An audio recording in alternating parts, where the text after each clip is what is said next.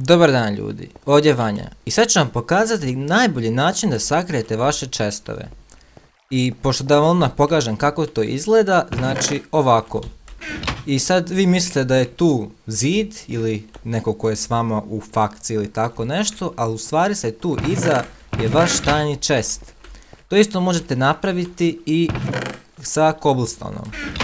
Znači ovo je meni super i to je meni najbolji način da se sakrije chest.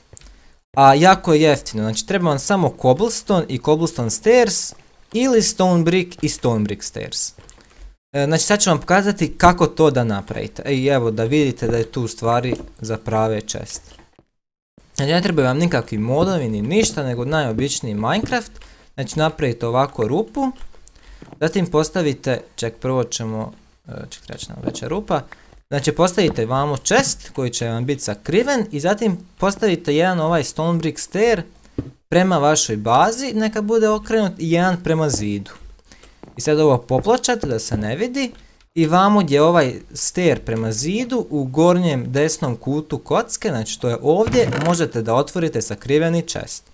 I možete znači postavljati item u njega, znači sve ko normalni chest, a samo vi znate kako da dođete do njega. To isto možete napraviti sa cobblestoneom, znači isti princip. Samo znači postavite ovaj chest vaš sakriveni, postavite jedan cobblestone stairs prema bazi, jedan prema zidu. Ovo što smo razbili opet vratite na mjesto i imate sakriveni chest. U tom sakrivenom chestu možete staviti vaše najbolje iteme i niko neće znati gdje se nalazi. Ako vam se svidio klip, lajkujte, ako vam se nije svidio dislajkujte, ako želite još videa subscribeujte i to je od mene za ovaj klip. Vidimo se u sljedećem klipu.